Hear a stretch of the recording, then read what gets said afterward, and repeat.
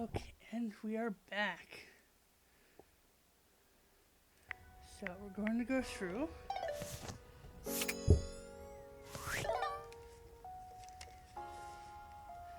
And just go through everything here with our data decks and who we have now. Okay, so Skylar, we still need to talk to her a little bit more. Phoenicia. Stella, we're still working on. But we've got, ooh, we just have one more item we need. Convince Stella to start a new business. Okay.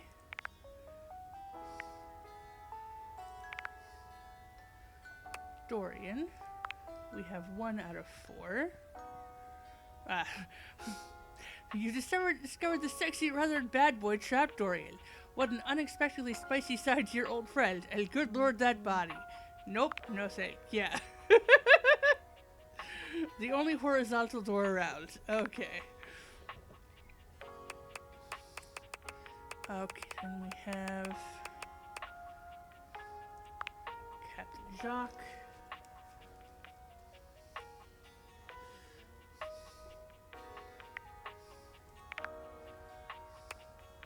Good. So, Parker today and play some chess.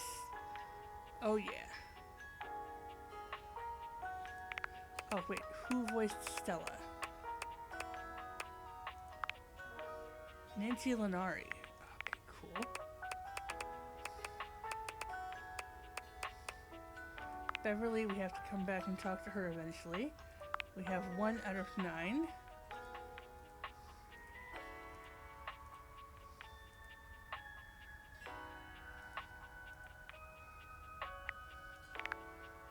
Okay. We ran into Daisuke. What is that? We need to deliver packages to people. Beverly and someone else. Interesting. Johnny Splash. Aw, he may never be a singing star, but Johnny's heart is singing for you. He loves you. And we've got Johnny's audition. Oh, we missed those 2. So we're probably going to have to get those in another playthrough.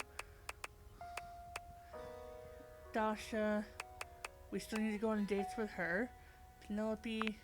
What are the other... We need a photograph to appear. And we need to clean out somebody's drawer. Lyric. We are... Okay, so we helped him outline his book. We need to visit him again to see what kind of book we wrote. So we need to visit him. Chance we're kind of done with. Because I can't do the campaign in this playthrough. We did that one.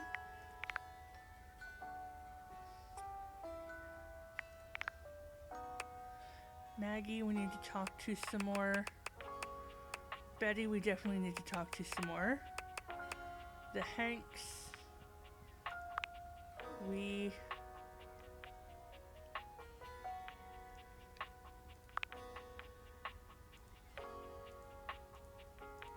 need to go on adventures.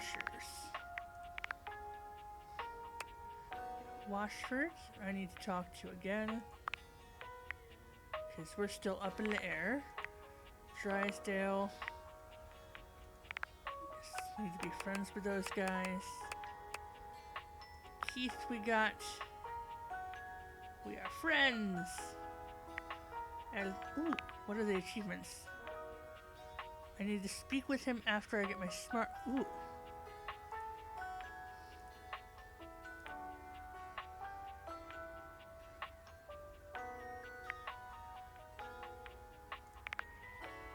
That is interesting. If I max out my stats, I can talk to him. My body, we still need to talk to about some stuff. We need to achieve a love ending, and I need to speak with him around the house. Okay. Likes the 1980s, dislikes the 1780s. Hilarious. Von Trapp. Okay, it just gives me all of the achievements.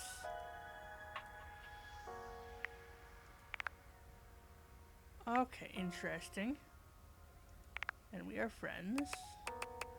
Then we have, come on, Doug, we got the Doug points.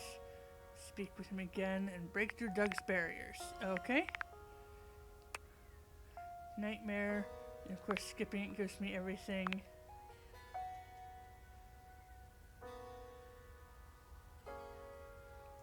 So what did we... Some creepy, spooky pictures.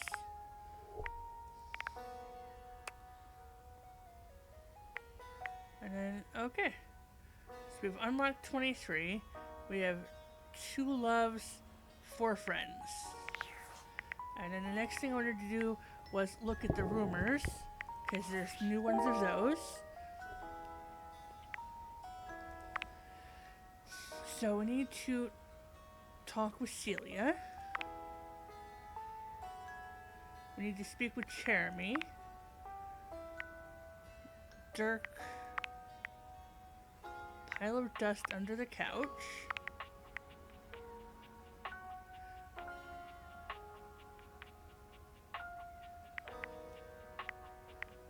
Kane Mutiny.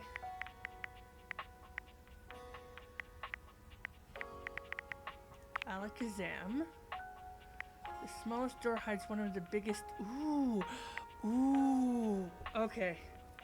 So we need to... We need to go find a small door. We need to talk to Dirk and Harper.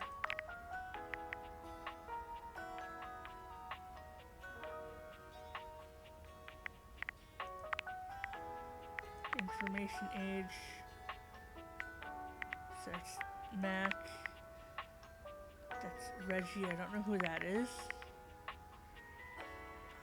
River.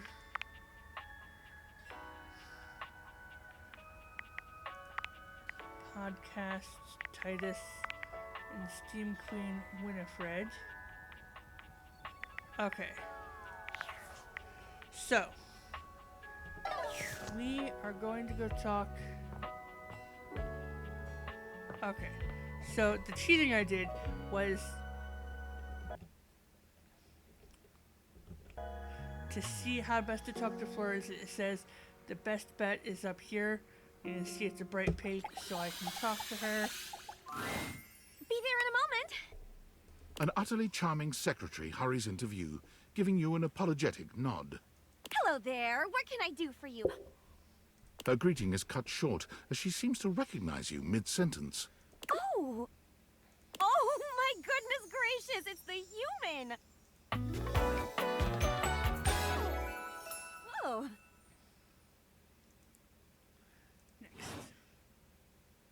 Well, I wasn't expecting you today. Oh, golly, I must look an absolute mess. You must be here for Mayor Celia. Mayor Celia? Oh, you don't know. I completely understand. You must be such a busy bee running around and taking care of all of us here in the house. I would have time to remember every little detail. Mayor Celia runs things around here. Keeps an eye on all the citizens. Makes sure the wheels are greased so nothing squeaks.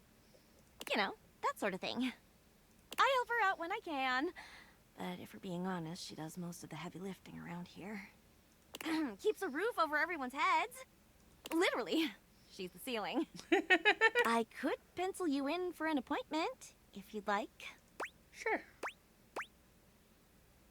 You sound like a great PA. If it helps you look good to your boss, I'd be glad to. Oh, well...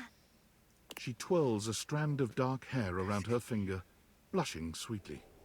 Would you care for some tea while you wait? Sure, yes please. Perfect timing. Just so happens I've got a kettle all nice and ready. How do you take it? Plate is okay. Coming up. I'll use the nice cup since you're a VIP. Don't tell the others, though. Probably could have just winked my eye instead of saying it out loud, huh? Yeah. Florence stumbles, pitching forward onto her hands and knees. The tea spills all over the floor, though thankfully the cup doesn't shatter. Oh, no. Gosh, that just spilled everywhere. Oh no. Right on the carpet of my good jacket. Oh, that's gonna sting. I'm so sorry, dear. I need to dab this out with a towel right away. Would it be all right if you showed yourself up to the mayor's office? Just this once? Sure, don't worry about it. Thank you so much, dear. Sorry again about the tea. Oh, please don't tell the mayor about this. There she is, the mayor herself. She simply radiates poise and power. She's an intimidating sort of beauty, but you find yourself intrigued to learn more about her. So, in summary, I just think if I could get a little more foot traffic around my bar, I'd get more business. oh, Beverly, I understand your concerns. But what do you expect us to do, dear? We already put up posters and held fundraisers.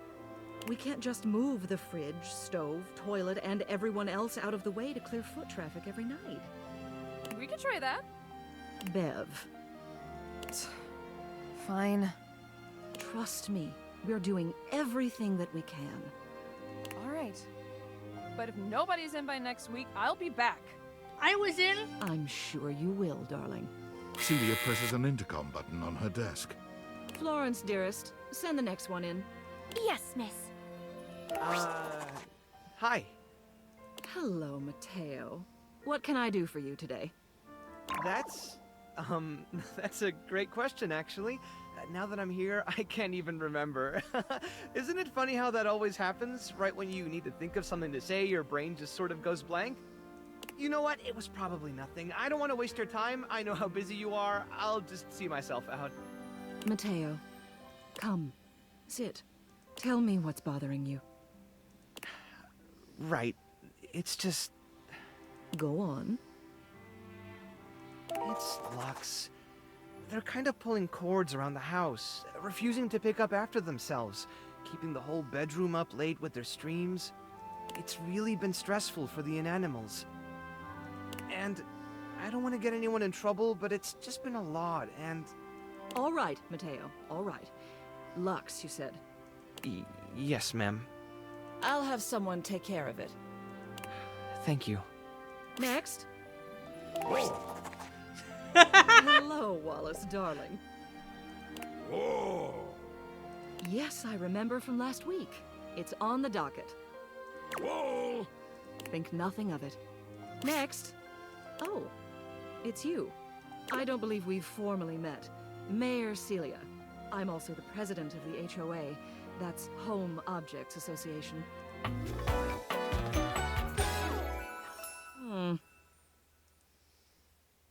Next. Here's my card. But really, all you ever need to do if you need me is to simply look up. What can I do for you today?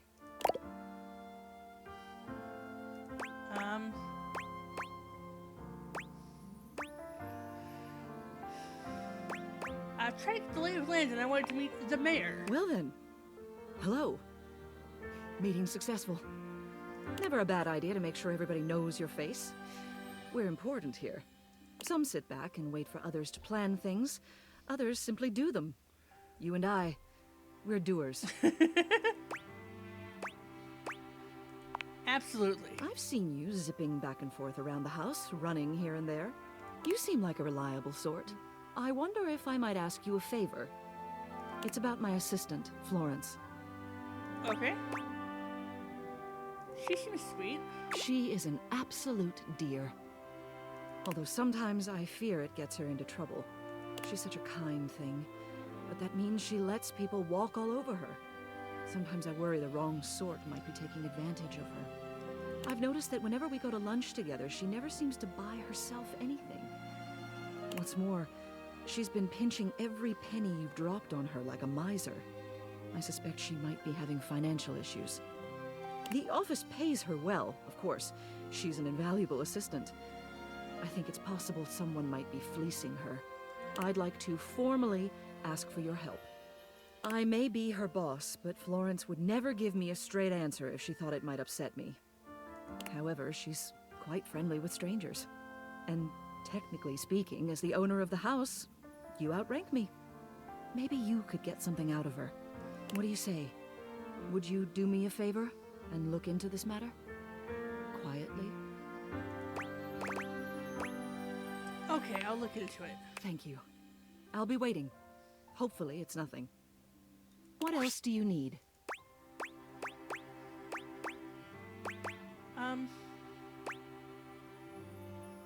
Just wanted to see you. You have done so. Keep well. Okay, so now it's time for chess.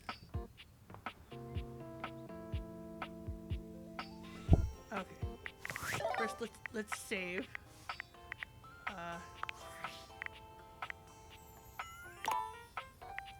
Yes, okay, right. Because stuff doesn't go well. Let's go back to Discord. Who am I talking with now? Tinfoil Hat. Unfortunate about Sandy and corporate events planning. She was responsible for all the best casual Friday themes.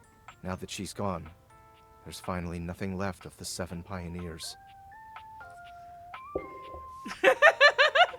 This isn't gonna be more lore, is it? 7 pioneers? In the beginning, there were 7 of us, working out of David's dorm room, stealing Wi-Fi from the neighbors and using cardboard boxes for chairs.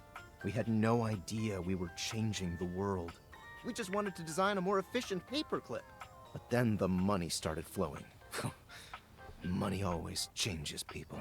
Didn't take long for the 7 pioneers to be whittled down to 1. David. Bingo. And all this? The wretched soul-sucking corporate monster that Valdivian became? The pioneers never wanted that. One by one, they left, but I stayed. Deep down, I really believed David, the old David, was still in there somewhere. But when he wanted to use the Dateviators for military applications, I knew more drastic action was necessary. Quickly. So you stole them? I'm sorry, but there's no time. I'm using the display phone at a wireless store and they closed 30 minutes ago. The sales associate is giving me the stink eye. I'll follow up when I can. Okay.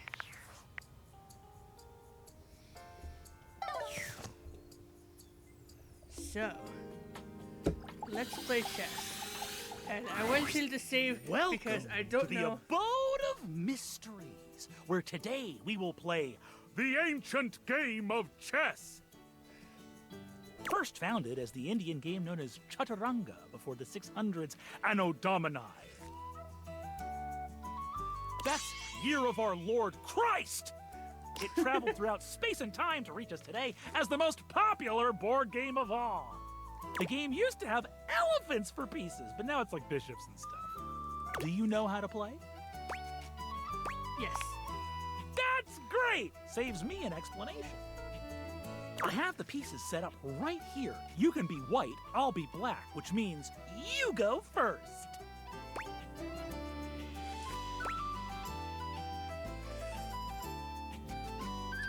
I really want to see what happens with this. As my first move, I'll ask that we spice things up and play blindfolded. But blindfolded? Spice things up? This is just like that dreaded swimsuit you suggested I wear. I won't let this sort of intimacy shake me this time. No, not I. Parker, Unshakable Bradley. Parker gives you a chess blindfold and puts one on himself. You can no longer see the pieces, but you will be able to feel your way around the board. Go ahead, make the first. Show my way around his board.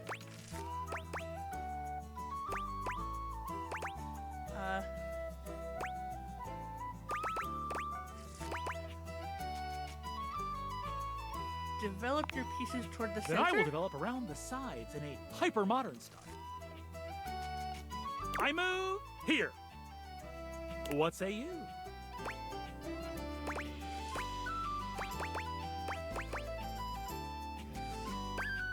Oh, I...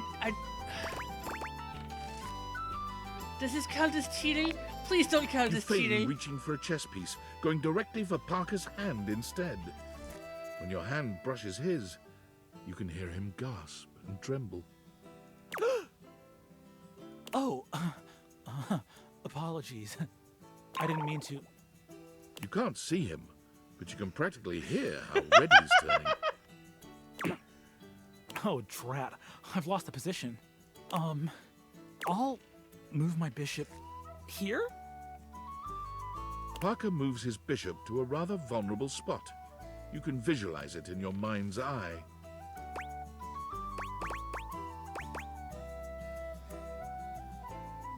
Let the bishop go and move toward his king. Oh, no! That puts you far too close for comfort.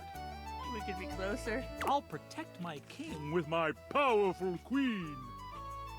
It appears from Parker's last move that you can simply skewer his queen with your rook. No! I'll take your rook then. But it is too late. Parker's position has collapsed, and you checkmate him only a few moves later. You both take off your blindfolds and gaze into each other's eyes. Is this romance? Or is he trying to get a read on you? You're not certain either way. Congratulations! You've earned a point towards my love. Still, I will see you next time for an ever so complex game with many of my beloved rules. I look forward to it.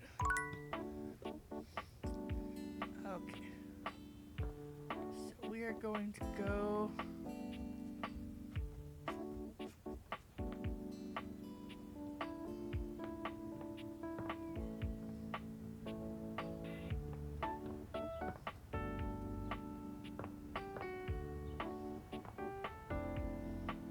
Not there.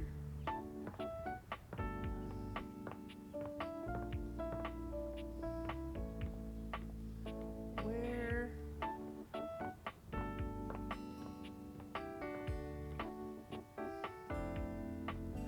Where could...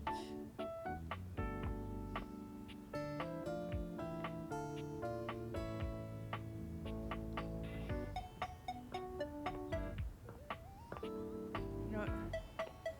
We are going to...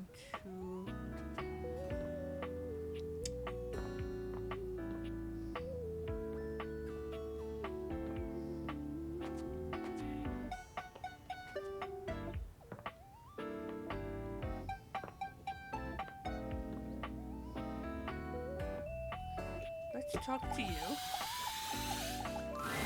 You've really put your foot in it now. You've found the most forgotten Dorian in the house. The laundry closet. Thematically redundant. There's already a door here. There's a cabinet. Was there really a need for a closet? Yeah, I guess that makes sense. Of course it does. Yet you still came here. Is it because you truly love me?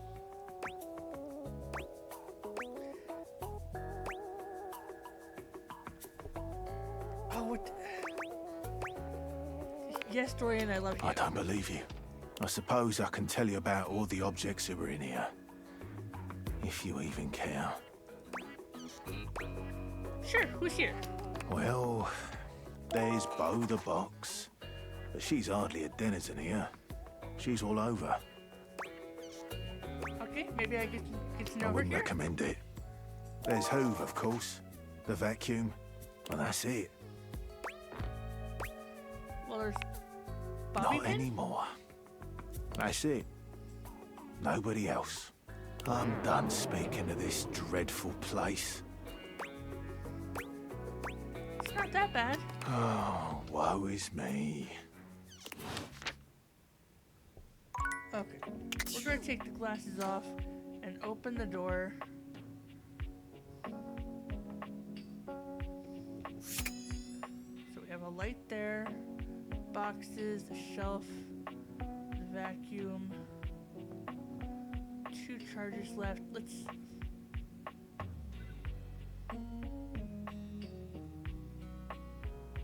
Let's go here. Normally, when you aim your date viators at an object, you see one personality only.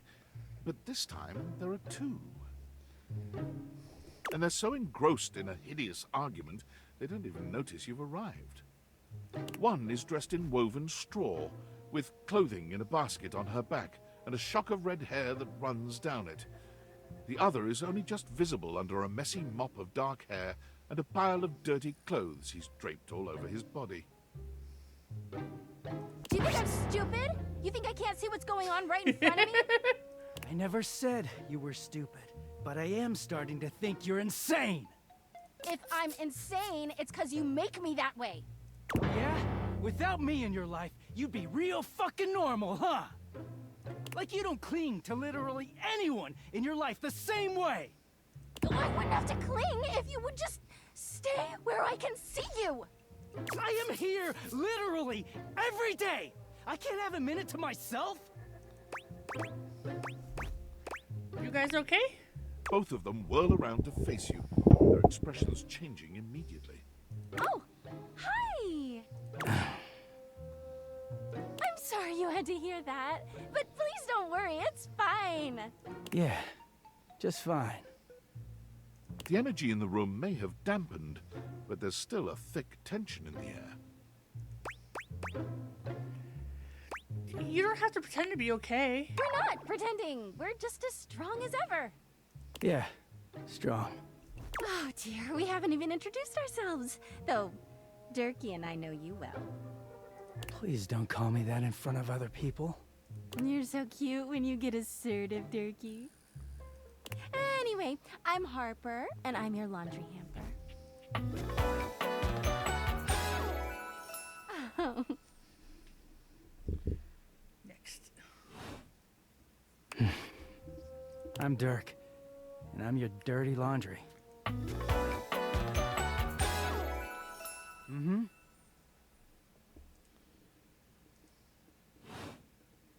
Whoa there! My content aware has given me a tickle.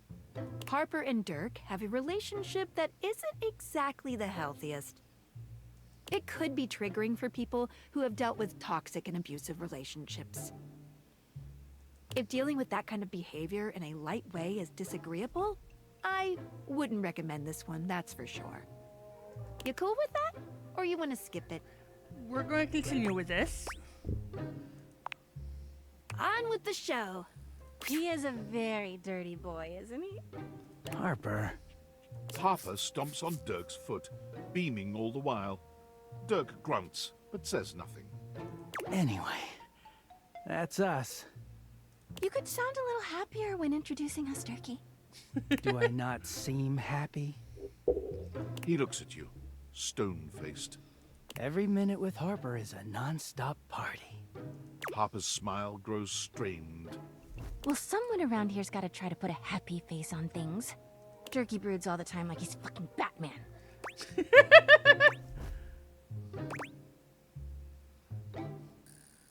Batman? Yeah? You know, the baseball-themed superhero who patrols the stadium of Baseball City. Kinda weird you've never heard of him. Don't be rude, Durkee. I'm not. It's just surprising. Not everybody keeps their nose in a comic book like you do. Well, not everybody needs the level of escapism I do. There's an awkward silence, and then... You know, because they're not dating the laundry hamper equivalent of a bamboo finger trap. I'm sorry, I just love his tattoos with the care instructions for clothes. Harper is silent for a very long time, but you can feel another argument coming.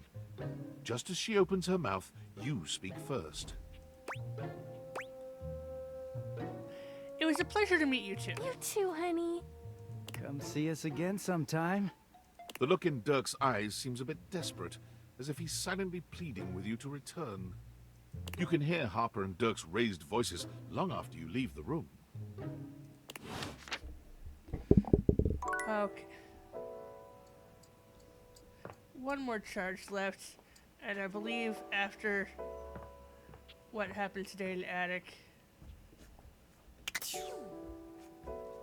I think it's time to visit someone. We're gonna get all of this stuff out of the way. The stranger standing before you is yeah. dressed to kill.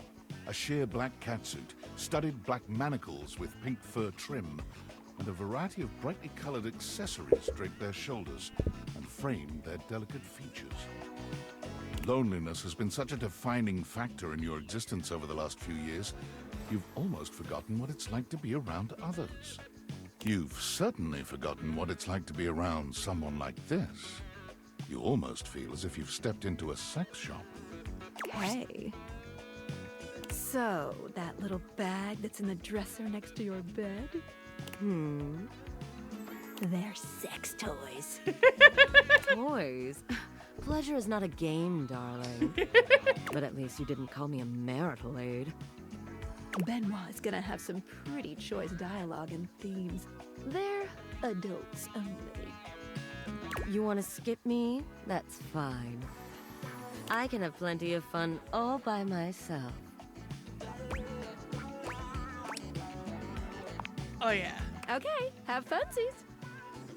There you are. I was beginning to think you'd forgotten me. Who could forget you? Cute. I'm Benoit, your partner in pleasure.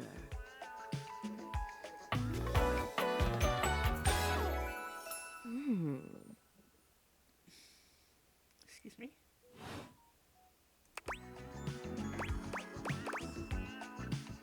Oh, you're... What many call sex toys, yes. I prefer to call myself your ruin. It's really about time you came to speak to me. Given the way we met, someone less confident than me might really take it personally. They look at you expectantly, raising an eyebrow. You do remember the way we met, don't you? Weren't you a gag gift? The words gag gift make their cool expression crack for just a moment. Ah, yes. There it is. Gag gift. They look absolutely disgusted. The only way to strip the word gag of all its appeal. Some friend of yours thought they were hilarious. You moved into this house and your friend brought you a big box. You opened it up to find... what else? A smaller box. You opened that to find another small box. And so on and so forth. So funny. Eventually, you got to the smallest box. And there I was. A bright-eyed virgin. Yours for the taking. But there's still time to rectify that. After all, you're here, I'm here, and I know you have nothing but time. So how about it? Me and you and mind-bending, earth-shattering pleasure?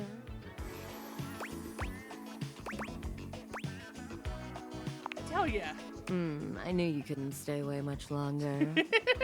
Come here. Benoit takes you by the hand, guiding you to lie down on your bed.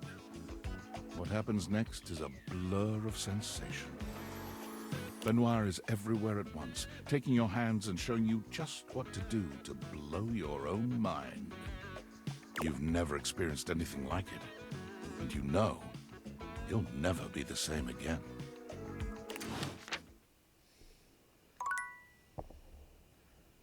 Okay. No more charges left. Time for bed.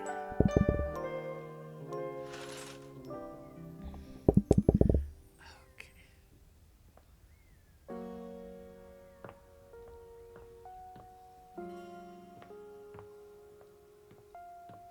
First thing in the morning.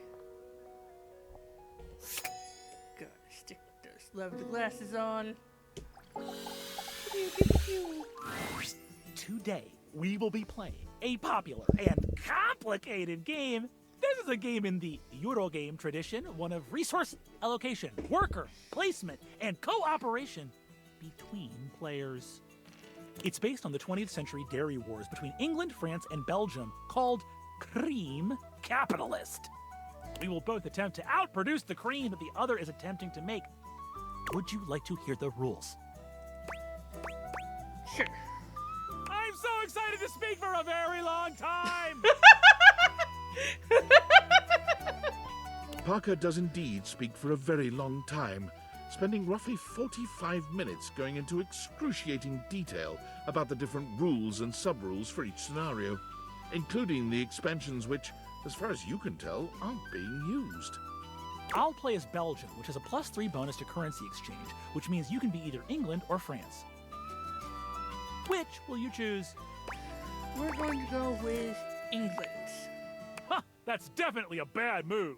In the Cream Capitalist Championships, England is well known to be at a disadvantage because of the cow wandering exploit. Think of the exploit! And I can confidently say that there will be none of this tomfoolery, getting my emotions all twisted up with your sexy situations.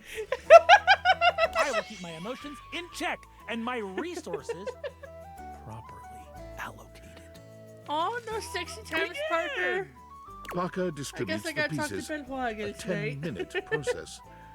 You receive 5 cards with various types of cream-making machinery on them, 6 bulk cooling tank pieces, 24 cream maker worker pieces, a pasteurization token, and 8 or 9 things you can only describe as shapes.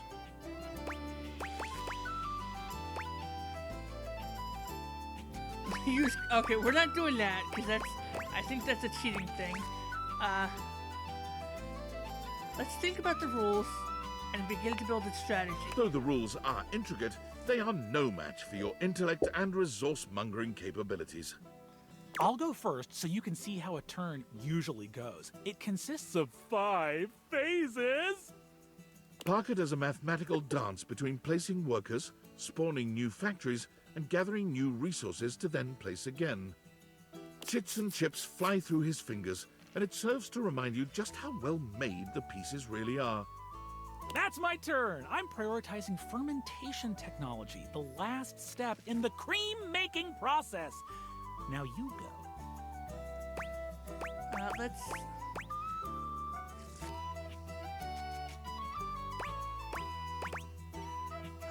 prioritize unlocking fancier cream skimmer machines to skim cream You plug faster. your resources into the slots to unlock fancier cream skimmer centrifuges. Soon, you'll be able to make cream faster than Parker. That's all right. I have more than enough workers for the fermentation process, which you will suffer from. The turn goes back to Parker, who spends 10 more minutes going through the 5 phases. I've invested in new technologies. Once my factories are complete, my process will be airtight. Making cream will be a dream.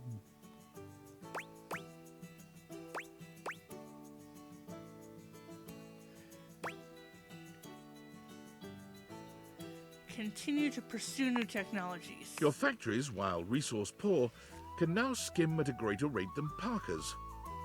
What? But I put all my resources into Very well. You and Parker seem to be neck and neck in cream production and milk gathering. You've made it to the solstice season, where your respective countries' production will finally be scored. At turn 14, you see a critical opening.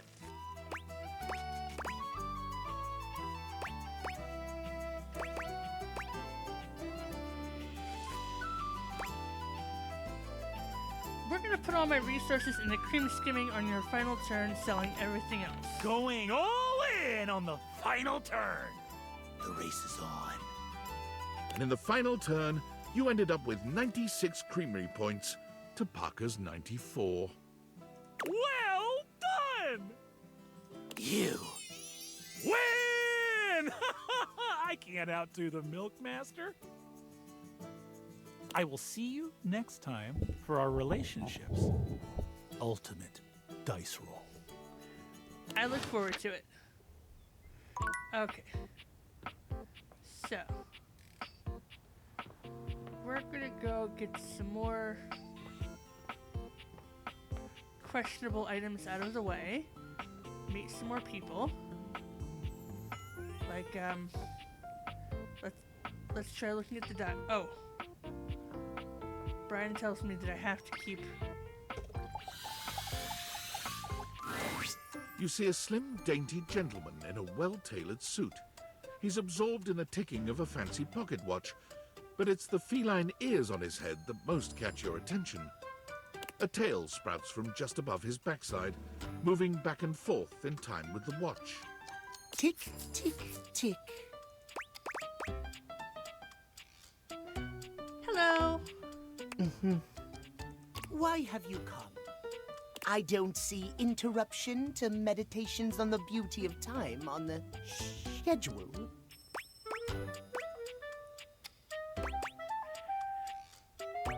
I live here, dude. I am not disputing that.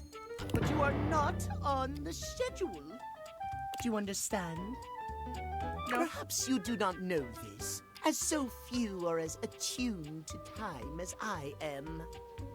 But punctuality is of the utmost importance. So if you wish to speak to me, you must make an appointment.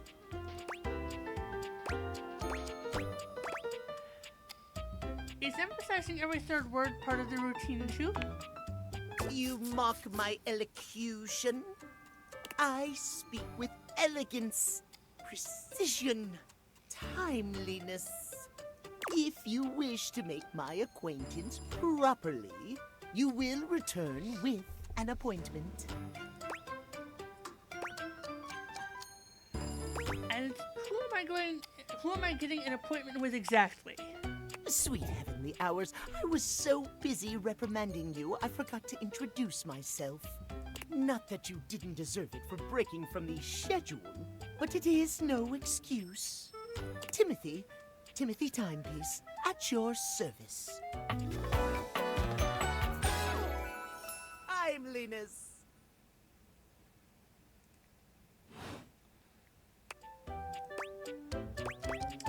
Guess that explains the It obsession most with time. certainly does not.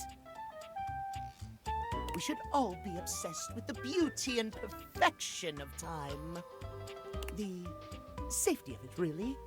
As long as one abides by the schedule, nothing can be out of place. You will abide by the schedule, won't you? Of course, I'll respect your schedule. Excellent. I thank you. I will see you at noon sharp, and we can speak then. Do not be early, do not be late, and do not try to see me at another time. If you do, catastrophe on timeliness. See you then, and not a moment before.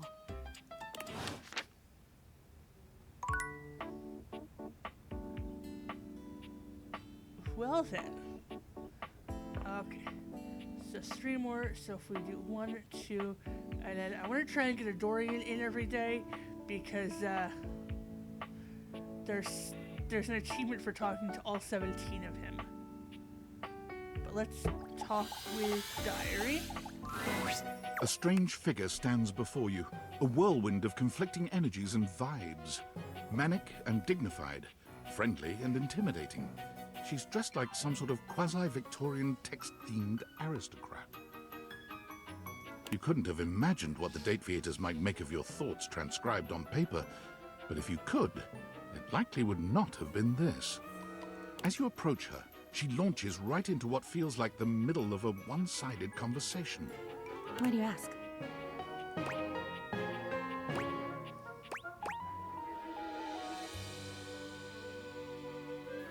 Hey there, new friend. But the blue one, and then the butterfly.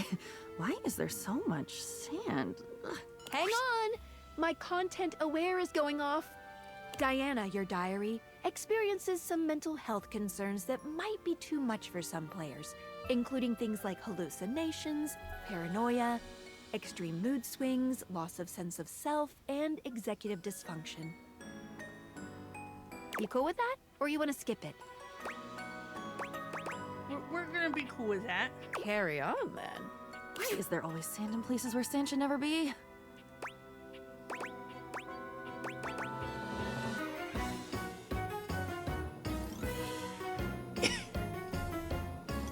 It is taking every fiber of my being not to support Star Wars right now, but let's just go with, excuse me? The sand on the beach was stuck under my nails, but I've never been to to. I've never been. Have I been to a beach? Why would I have been to a beach? Why can't I remember? You might have been to a beach, I'm not sure. Funny timing, band leader. It's a bad rhythm you're leading. Too much percussion. Far too much booming and banging around in here. I didn't mean anything bad, whatever I said. Oh, nobody ever means it. Nobody ever means anything. That's the problem. Pushing the button. I didn't mean it. Smiling at the man across the room, and when he comes over with a lace drink in his hand, I didn't mean it. It's mean. It's mean to not mean what you mean. And a side of applesauce, please.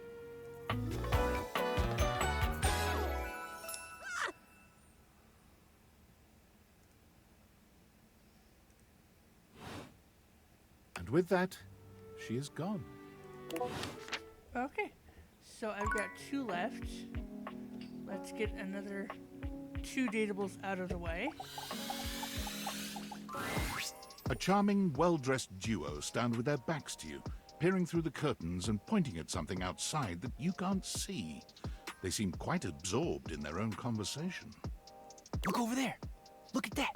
Across the street. What are we looking at? What do you see, Rod?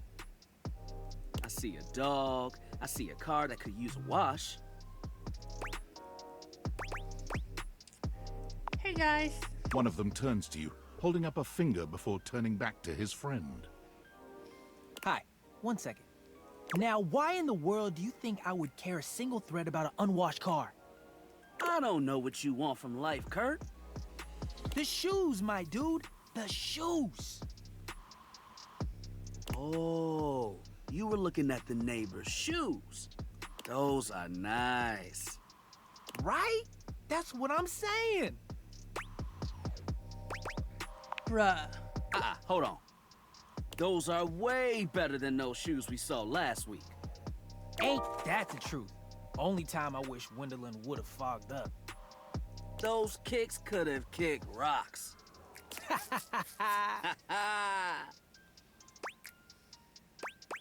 was that about? Rod, don't be so rude. I'm just giving what I was receiving. You'll have to excuse Rod. His tact leaves a lot to be desired. There you go, talking about me like I'm not here. Nah, I'm talking about you so you can hear. There's a difference. See, that's why your seams are unfinished.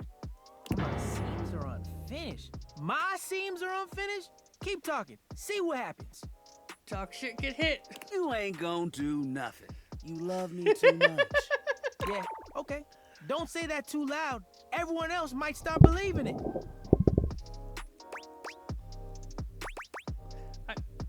Are you two okay? Kurt and I have been together forever. Yo, what up? I'm like his brother. But not my brother. If we were related, you might actually be polished. We both know you wouldn't look good unless you were next to me. Who told you that lie? Say, who do you think looks better? Me or this delusional drape I call my friend? You both look good? Lame. I know it's me. That's fine. It'll be our little secret. Don't even try to make them lie. They're just trying to make you feel good. I'm the fly one. You're both fly. You don't have to be so mean. One thing you gotta realize is that we aren't mean to each other. Nah, this is my homie. For life. We're just a little shady. I don't... What? Being shady isn't always a bad thing. Oh, to the contrary. I'm shady all the time to Kurt. Why? Because I love him. Oh, so it's like your love language? I guess you could say that. Yeah. But we have rules. Oh yeah, you must throw shade appropriately. What do you mean rules? There are 5 rules to throwing shade. First off, you have to know the person. Sure, you can be shady to folks you don't know, but that is just me. Wait, we made fun of the new mail carrier just the other day. That's because they were wearing that uniform with open-toed sandals. With socks. Oh yeah, they asked for that one. This rule is one of those, do as we say, not as we do things. Of course it is. Unless we ask you to do it with us, at which point, you better come correct. Which brings us to rule number 2. If the roast ain't hot, you're toast. The shade is all about the laugh at the end. Maybe even a strong guffaw. A guffaw? Are you a cartoon dog person? Cause if not, I best not hear a single guffaw out of you, Rod. Keep your aim true. Never bring in secondary parties. Others shouldn't be collateral damage because you decided to mix patterns and it turned out unfortunate. I tried to throw shade on Kurt's mom once. Mrs. Chiffon has never done anything and she will not be brought into this foolishness. Okay. Rule 4. Read their body language as you read them down. Everyone has their line and their limit. Don't be so caught up in the goofs that you step on that line. Okay. It's easy to be on a roll and run right over your friend. Taking notes. Which is why rule number 1 is important. If you don't know them, you don't know what might actually make them upset. Right, like I don't talk about Rod's crush on the blinds at the last house. Dude, not cool. Sorry, I was just giving an example.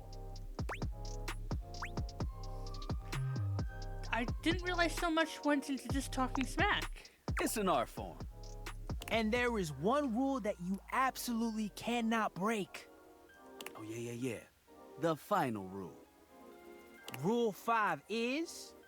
If someone you know starts throwing shade on your friend... You better prepare for war. It is your duty to fire back. Verbal warfare has begun. Do what you gotta do. This is fascinating. And yeah, those are the rules of shade. You got them all?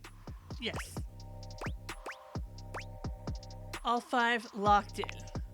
Okay, confident. I like that in a person. If they breathe, Kurt likes them. You act like you're the one to talk. The tree outside sways, and you think it's flirting with you. How can you not be charmed? Have you seen those branches? And the grass is just playing hard to get. Oh! All right, now, calm down. They said the grass. The grass, Rod!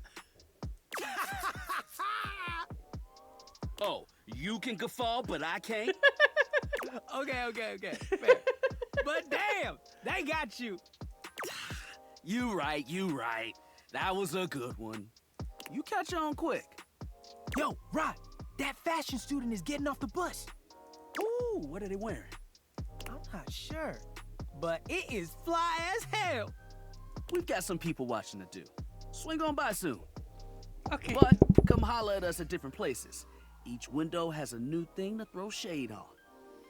Variety is the spice of life, baby. Bring your jokes. We like to keep it lively here. Okay. One last charge, I think? Yeah. So it is time. We are going to talk to Front Dorian.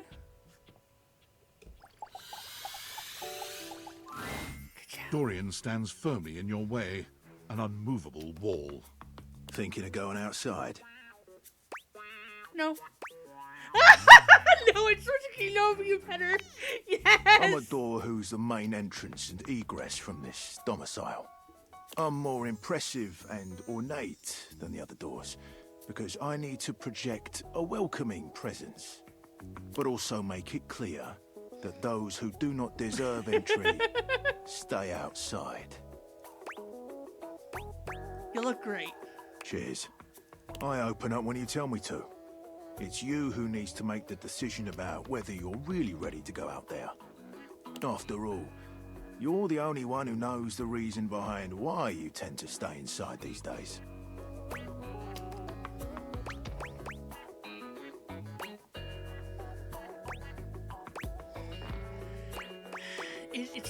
hard to get out these days. That's right. The very act of getting me to open up for you is too tough. 'Cause why bother? Outside is chaotic, full of bonkers people. Inside, I am your barricade against the elements and all the rest. So for now, I'll remind you to keep indoors. Stay safe. Okay. So now, ooh. We got something to talk about. Let's go to workspace first. Something from Tom. How goes it? Your butt? I guess I don't know how to speak to the youth today. Valdivian would like you to complete an exit survey based on your time here. How would you rate your time with Valdivian? Good. Hey, I love to hear it. I appreciate you participating. One more question. If you were to recommend, I don't know, Tom for a job somewhere, how likely would you be to send his resume along? Let's just say very That likely. really means a lot, champ. Here comes my resume if you ever have any leads. Guess this is ridiculous. So, name, Tom, hometown, Las Vegas, age 39 and a half. Position manager, years worked at current position, 0.1. Previous employment, general manager, Dairy Fiend, 8 years. Reason for dismissal, too tall. Previous employment, assistant manager, Dairy Wizard, 2 years. Reason for dismissal, bad luck. Previous employment, managing director, San Francisco Symphony Orchestra, 1 month. Reason for dismissal, fraud. Previous employment, managing director, Palo Azul High School Band, 4 years. Reason for dismissal, unknown. Interesting. Okay, so now we go to Discord. I'm sorry for the abrupt intrusion, but there's an urgent topic I need to discuss with you immediately. Is everything all right with the Dateviators? Are they operating efficiently? I think so. Well, Why? as you know, I'm able to remotely monitor their functionality, and I've been noticing some deeply troubling readings coming from the Quantum Catalyst Activator. What's that? That's very sci-fi, but essentially, the Quantum Catalyst Activator is the internal hardware that allows you to directly acknowledge a thing's existence. And recently, it started to emit metacognition readings unlike any I've ever seen before. I'll keep an eye on things over here, but please inform me if anything unusual happens. Oh, and if they get too hot, throw them in the freezer immediately. Your life depends on it. Thanks for letting me know. It's not safe to talk anymore. I'm in a really sketchy neighborhood, and this phone is super duper expensive. But I'll keep analyzing the data. Okay, great.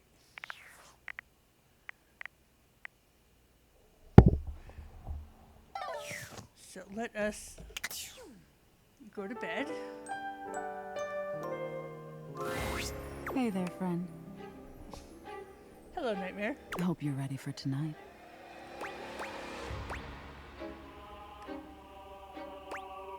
I hope it's a real scream. Oh, it will be. Just you wait. But I won't give it away. Just sleep with one eye open tonight. The nightmare is terrifying, but knowing that it is also your friend makes it that much easier to bear. Yay. Okay. So let's see. So we are going...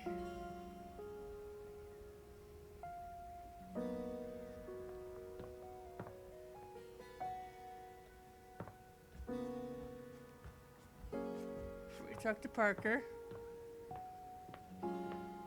We are going to go talk to Backdorian. Oh yeah. Dorian stands directly in your way, unmovable and unimpressed, and facing away from you entirely. What are you looking at? I could ask you the same thing. I'm looking at the backyard. It's an important job. What's in the backyard that's so important? What's in the backyard simply does not concern you right now. What you need to focus on is inside the house. If you want to speak about why, talk to Front Dorian. Okay. Good choice. I already did. So let's go into the data decks. Okay. So Celia, I need to do that stuff. Okay. Doriel. We got trap Doriel, back Doriel, and front Doriel. We just need to find Dorian in the kitchen. And then I was curious about who. Okay. And oh, wait. What time is it? Before I talk to Parker, I need to know what time it is.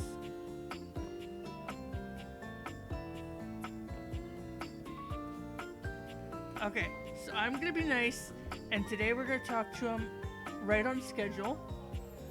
Tomorrow, we're gonna talk to him off schedule, and we'll see what happens. Almost late. Almost. If that was... If that's all it takes to devastate you, it was a matter of time.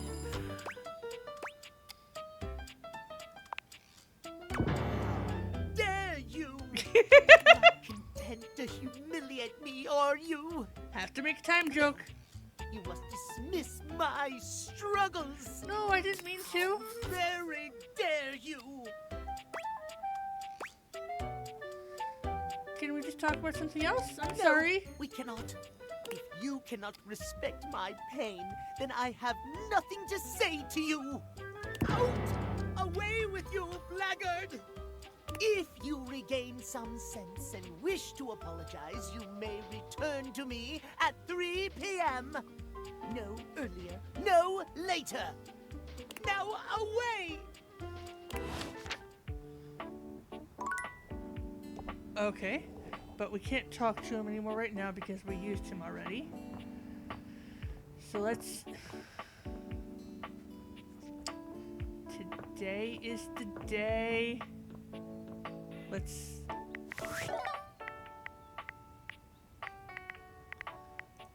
save. New save.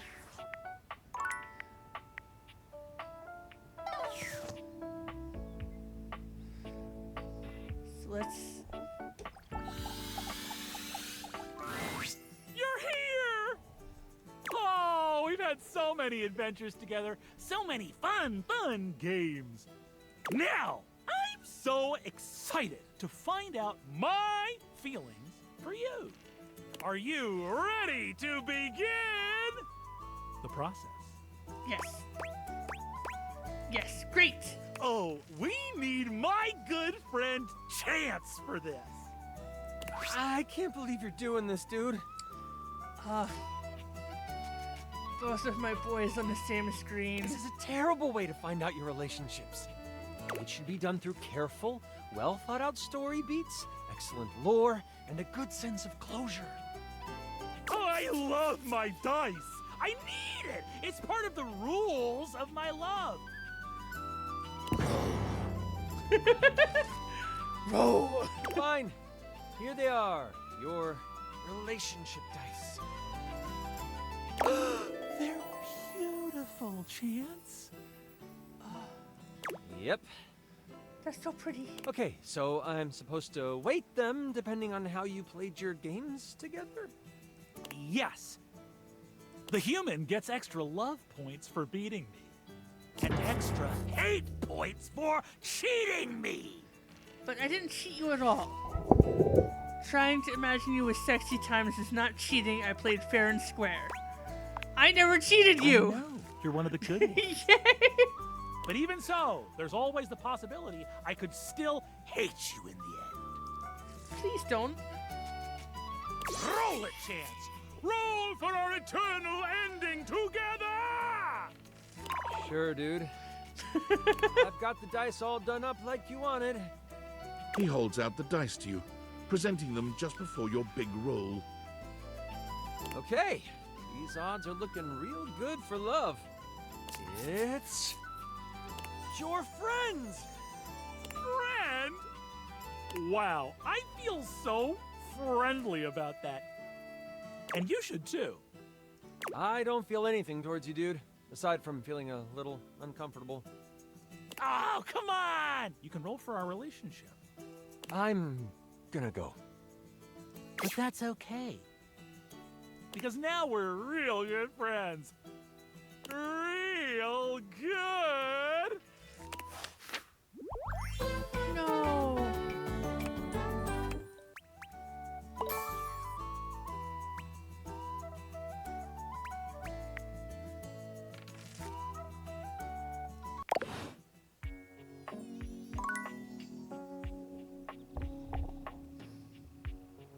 Where?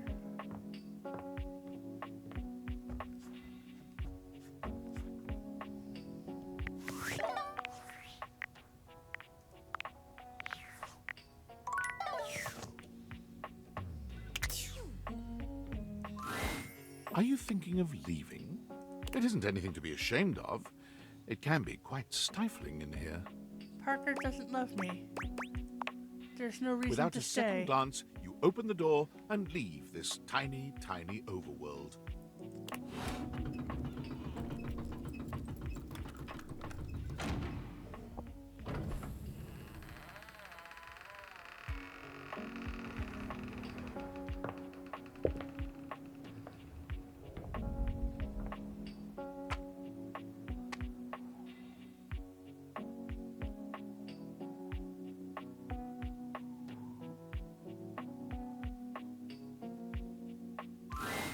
And so you leave your home for the first time in what feels like weeks. Though the Dateviators helped you find a bold way of meeting new friends, you figure that the world outside can offer a greater variety of people. You touch the grass outside your home, and it feels sweetly chill with dew. Time to touch grass. This feels like the best decision you could have made.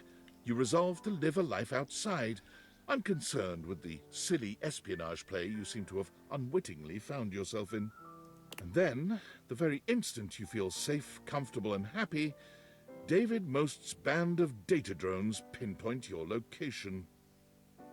You peacefully give him his precious Dateviators back, assured that they will be made available to the rest of the world, as soon as he finds a way to make them profitable.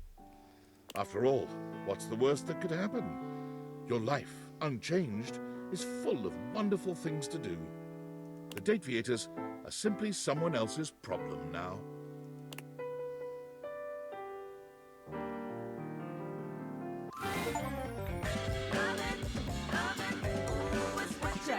Love before realizing objects. It's a crazy, crazy game. And when you're feeling all alone, 'cause no one on the phone, wonder what to do, but you haven't got a clue. There's a world of love right next to you.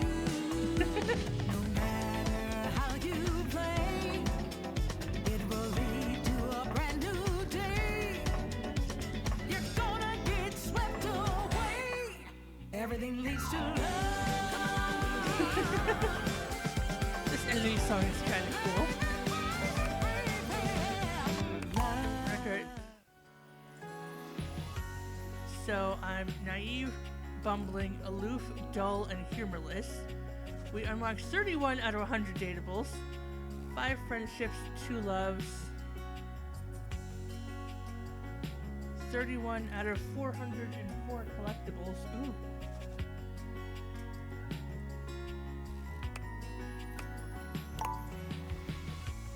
Character endings.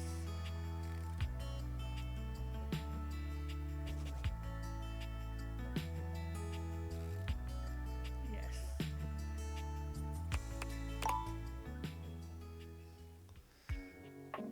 Okay. Well, as fun as that was, that's why I saved right before doing it, because we're not going to end it yet. Let's go to...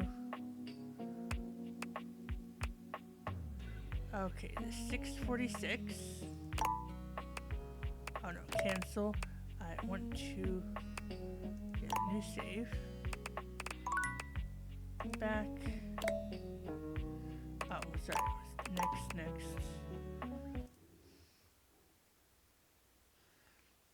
The table is the only piece of furniture associated with many sports.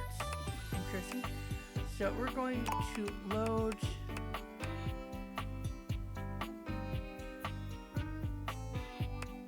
the 645 save, which should have been right after Parker.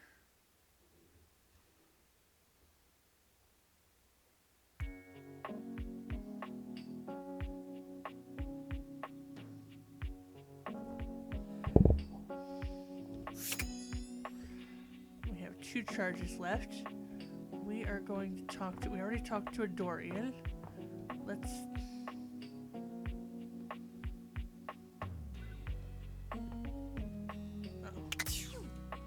open the door.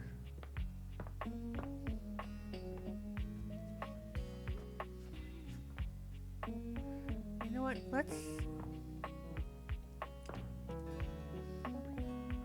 I wanted to talk to Mac.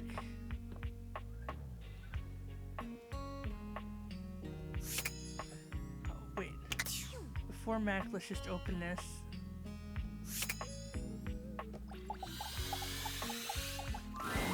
A tattooed, bespectacled nerd regards you with a friendly smile.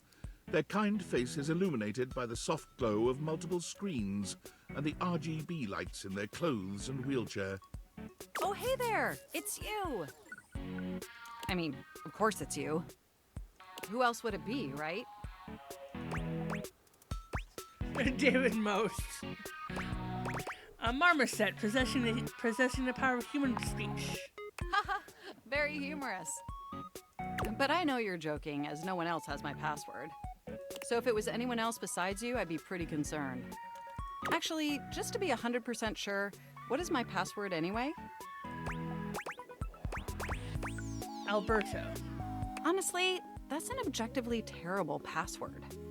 Possibly the worst password chosen by anyone ever. And 1, 2, 3, 4 and password aren't. Whatever possessed you to choose something so inane?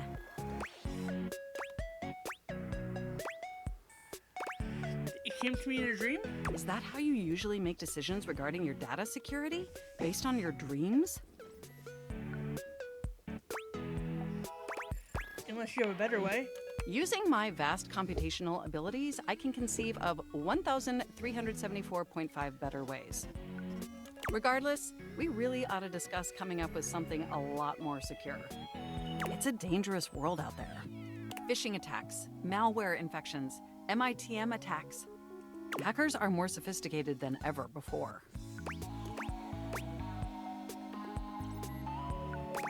More sophisticated than in 1995's cinematic masterpiece Hackermans?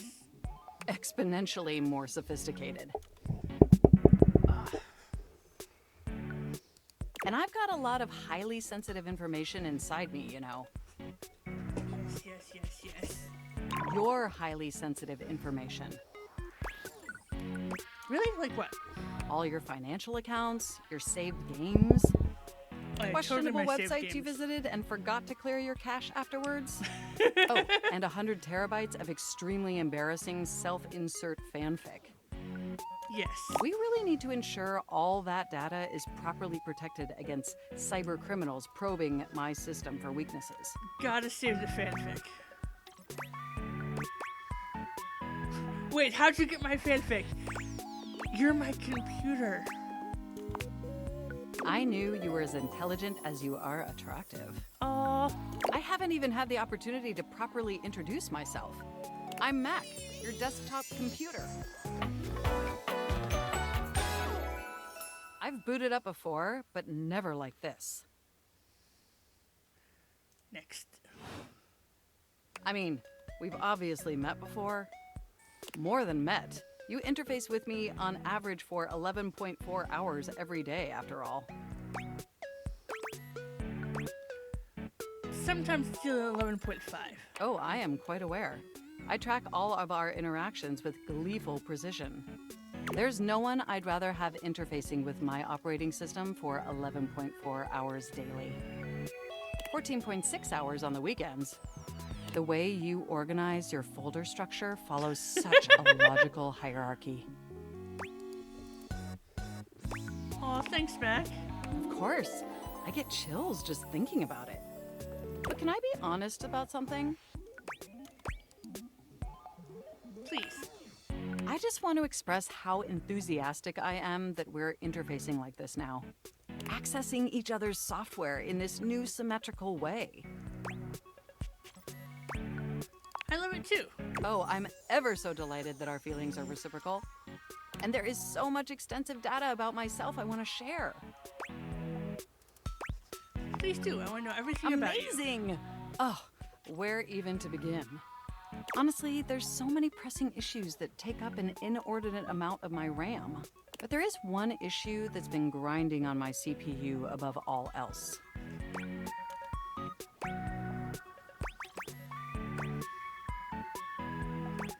The planned obsolescence?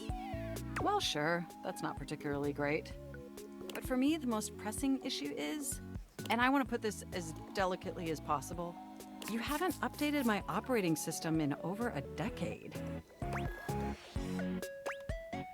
I haven't? I'm so incredibly sorry. It's all right. I know this oversight wasn't intentional or malicious.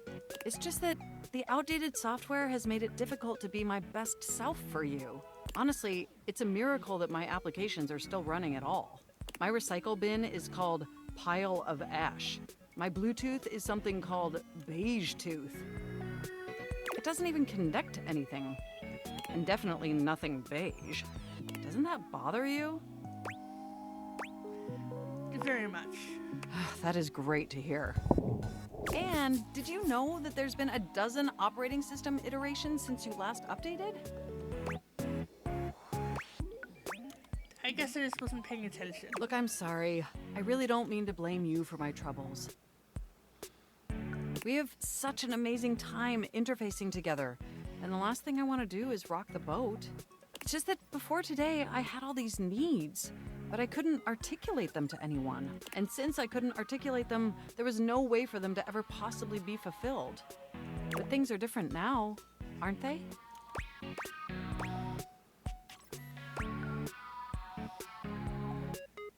They are? Don't you see? We're actually exchanging information symmetrically now. Instead of you just pressing my keys to write your adult-themed self-insert fanfic, we're having a real conversation. Yeah, about that. I'm still gonna be writing fanfics. And suddenly my needs aren't just pipe dreams locked away in my hard drive. I'm sharing them with you.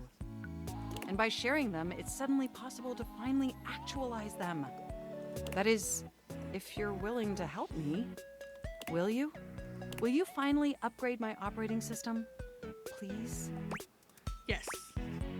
Of course. Only if you lay off my fanfic. Oh, I am so excited. My CPU's practically overclocking with anticipation. Can you come back tomorrow so we can begin the process? Absolutely. Wonderful! I knew I could count on you. I can't wait to see you tomorrow. Enjoy the offline world. Okay. Last charge. We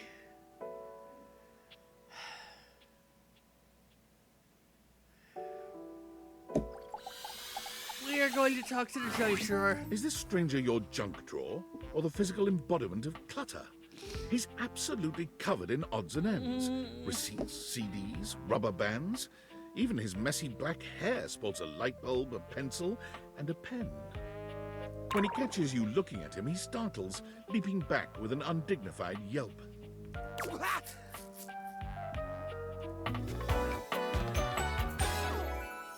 Whoa, Nelly! Oh, that mustache.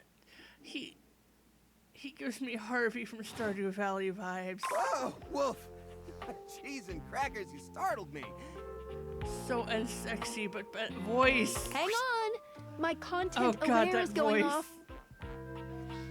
Jerry has some mental health concerns that some players might find a little problematic, specifically hoarding. You cool with that, or you want to skip it? I want the dialogue. Carry on, then. Hey, next time you open a guy, knock her something first, huh? I'm not used to so much light. Besides, sudden jerky movements like that risk disorganizing my collection. Your collection? Oh, yes. Of course. Sorry. Been a while since I've had a guest. Welcome to Jerry's Junk Drawer, the finest collection of curated treasures in all of the house. Feast your eyes upon knickknacks and gewgaws from parts unknown.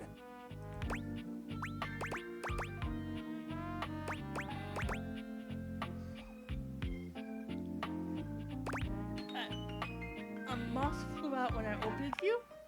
Oh, that's just Silky. He's my assistant.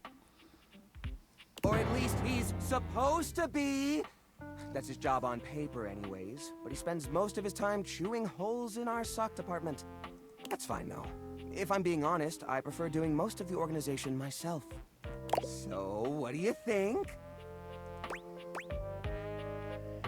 Sorry, but I'm still not sure I understand what kind of collection this is exactly. Why, it's a collection of lost things. Each one forgotten by the world. Each one a story. This button, for instance. Perhaps it was left behind as a clue from one lover to another. A modern-day Cinderella slipper.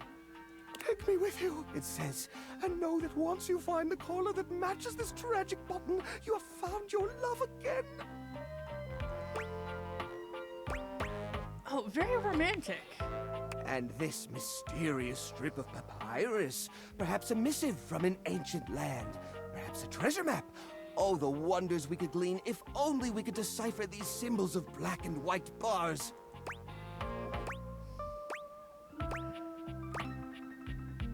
Oh, that's where that went. I was supposed to file that as a tax write-off last year. Don't worry, I did. Or I will. Once I get around to it. Seems kind of cramped in here. Yeah, I guess so. But it's not so bad. You just need to know the right way to tilt your bones to work around it. It's like a game of limbo. But, you know, forever. Oh, honey. Well, as long as it makes you happy. It certainly does. There's nowhere else I feel as safe or as comfortable. Just stepped on a thumbtack.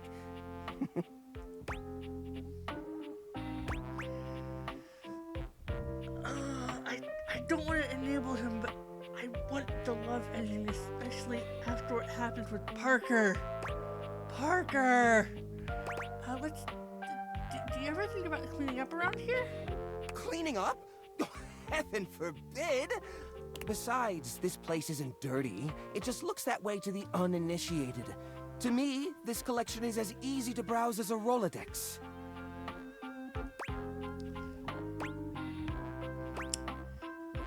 That's great. Oh, right. I'm so silly. You're a guest after all. Let me give you the grand tour.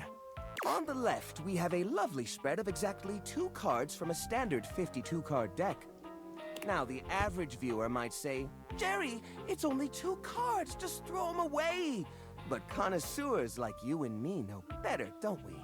After all, the last laugh will be ours when we find the rest of the deck and save ourselves the cool $3 it would have taken to buy a new one. That's 300 pennies, my friend. You're a little out of touch. At my job, it's $5 for a deck of cards. As a side note, we will be seeing quite a few pennies later on the loose change section of the tour. One of which might be one of those valuable misprint pennies. I still haven't gotten around to checking. Coming up on your right are a series of mystery bolts that probably attach to something in the house. Just past those is a single rubber band. Could be useful. Oh, and look! Now this is a dead fly. Incredibly well preserved. Ooh, look over here. You'll love this. This here is an antique wire from some old electronic from the early 2000s. Now, I haven't the faintest idea which electronic it's from, but just imagine it. One day you're setting up an old computer, you know, like you're always doing, and you realize you don't have this special doodad wire.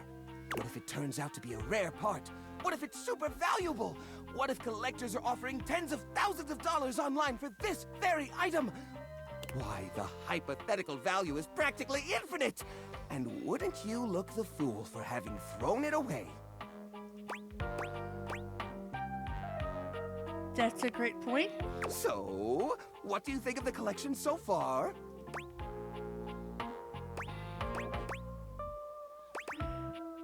It's great. Though my favorite piece is definitely the curator. Oh, well, Blushy, blushy. Well, thank you. To be honest, that's a bit of a relief. I know it sounds ridiculous, but some of the others can't stand this collection. They're convinced that I attract rats. Rats! Can you believe that? Ridiculous! Granted, I did discover a new species of mold in here the other day, but personally, I find that rather exciting. Mold? Maybe the others might have a point. What are you insinuating? It's pretty crammed in here. How will guests appreciate your collection? I curate for a specific demographic that happens to enjoy the limited space. They don't mind. Do you get a lot of other guests? Do I get a lot of guests? Do I get a lot of guests? Of course I do. Bugs count as guests, right? Not really. Oh, you mean the other objects. I get them in here all the time. Like who? Well, there's that Celia. She's a very well-to-do socialite, and she happens to be very interested in the collection. In fact, every time she comes by, she asks me, "When will this junk be gone already?" I assume she's worried about the collection moving venues before she gets to see it. She's probably just nervous about coming inside. Maybe she's nervous about how cramped it is. Listen, you, Oh, what's the use? It's true! Nobody visits me but the moths. What am I doing wrong? I just don't get it! I love to entertain, so long as guests don't touch a single thing. Maybe it's time to get rid of some of this stuff? What? You mean throw it away? Or upcycle it? No, just recycle it a little. Turn it into something new. How do you mean? If these objects are special, and you haven't been able to use them for repairs... ... Now I'm scared.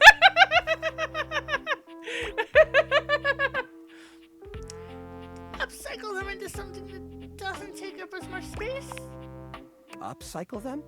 You mean like an art piece? Yeah. Yeah.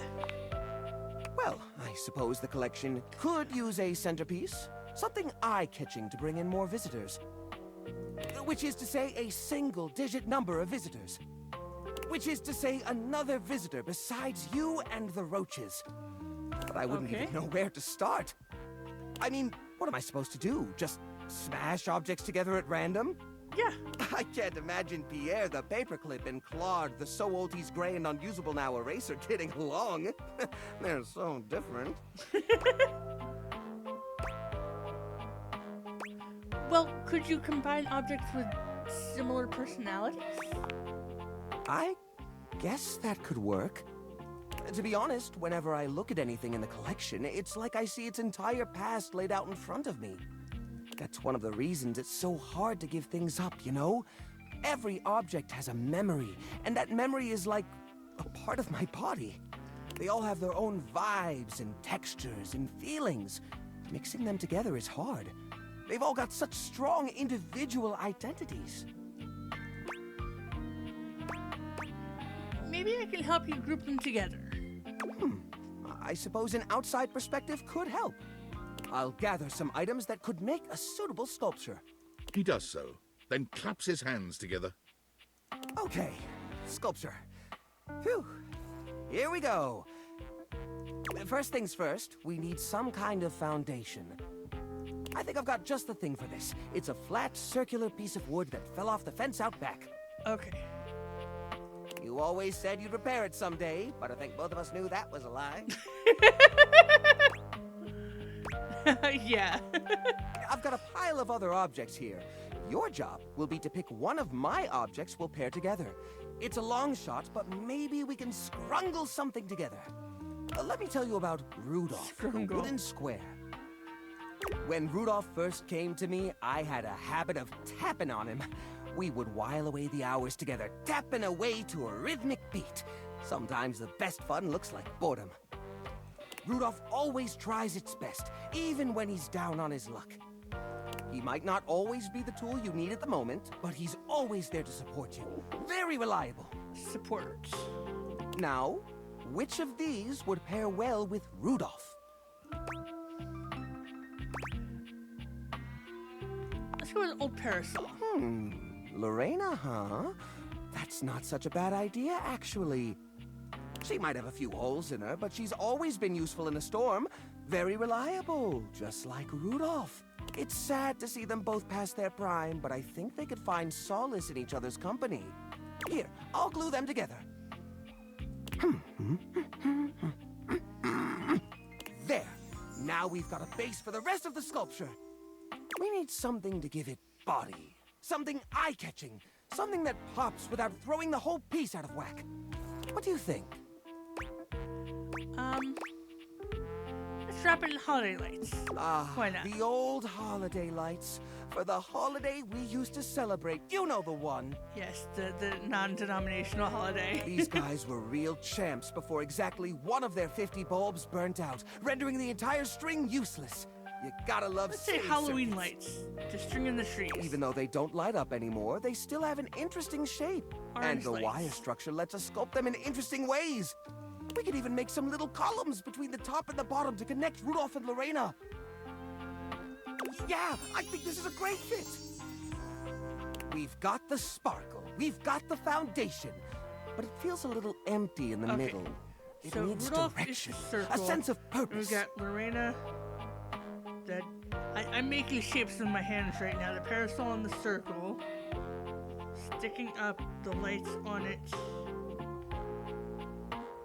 And little there's columns. There's a wooden foundation, a canopy above the lights. What could go in the middle?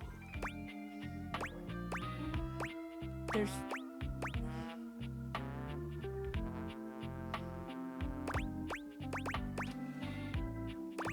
Are the little plastic figures horses? The little army man? I suppose No, that could not work. army men. I want horses. The shape of the sculpture does remind me a bit of a gazebo. Or maybe... a carousel! Yes! We only have one or two old horse figurines, but if I take the other plastic... Jerry does so. It takes him quite a bit of time, sorry, I but skipped. he manages to use an old matchbook and some tinfoil to melt the figures into a mold. By the end of the process, the figures have transformed into a series of horses with multicolored manes, thanks to their disparate pieces. Yay! That looks great! That looks really great! That's so cute! We've got straws, we've got toilet paper roll. These poor figurines forgotten and collecting dust, reshaped into something beautiful. Rudolph and Lorena working together to give them a stage. It really is the essence of upcycled beauty. I have to say, this is very striking. It pays homage to the origin of these objects while giving them a new sense of purpose. Look at that! What a beaut!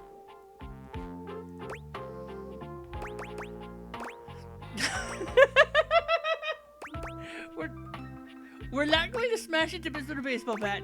We're going to say you're a beaut. Oh, bed knobs and broomsticks. I wasn't expecting that. Well, that's great. That's really great. Please come back anytime, especially if you have anything you'd like to add to the collection. We're always accepting new donations. Things are coming up, Jerry. Bye.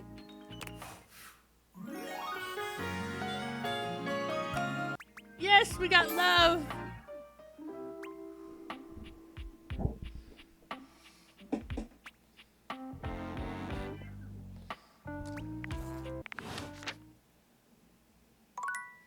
Okay. And then we are out of charges. So we are going to go back up to bed.